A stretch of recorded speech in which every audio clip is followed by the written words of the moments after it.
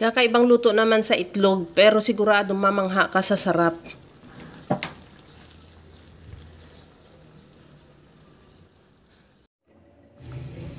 Ilaga ko muna yung itlog ng mga at least 6 minutes hanggang sa maluto lang din.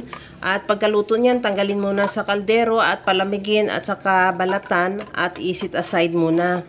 Habang ginagawa ko yan mga kalasa, kung bago ka pa lang sa aking channel, welcome. At huwag kalimutan mag-subscribe at i-click ang bell button para sa mga notification. At kung dati ka pa, welcome back at i-follow mo na rin ako sa aking Facebook page Lasang Pilipina.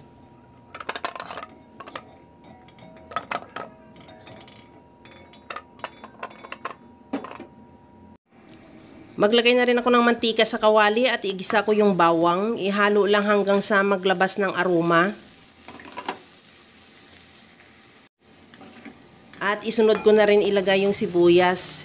Ihalo lang din hanggang sa maluto.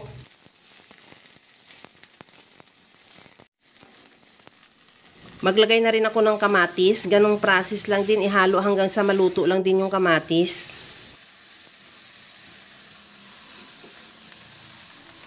Timplahan ko na rin ng asin. Maglagay na rin ako ng paminta.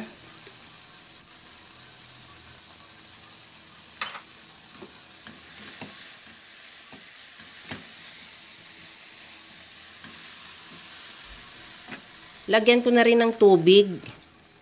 Ihalo lang at siguraduhin mo lang din na makatanggal yung toast na nakadikit sa kawali at antayin na lang kumulo. Tikman ko na rin kung okay na yung timpla niya. Magdagdag ako ng patis.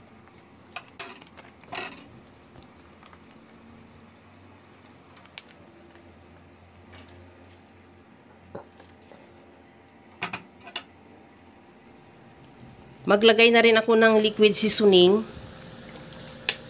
At ilagay ko na yung itlog na binati ko na 1 piraso. Ihalo lang hanggang sa maluto lang din yung itlog.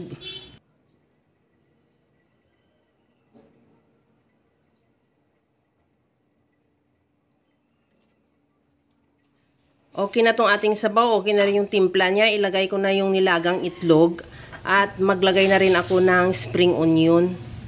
Ihalo lang hanggang sa maluto yung spring onion at ready to serve na yan yung ating napakasarap na sarsyadong itlog. Kaya mga kalasa, kung nagustuhan mo yung ating video, please like na lang at pakishare na rin sa inyong mga friends. At kung bago ka pa lang sa aking channel, subscribe na at i-click mo na rin ang bell button para sa mga notification. Kaya mga kalasa, gawa ka na rin dahil alam ko kayang-kaya mo itong gawin dahil sa sobrang simple at napakadali niya lang lutuin.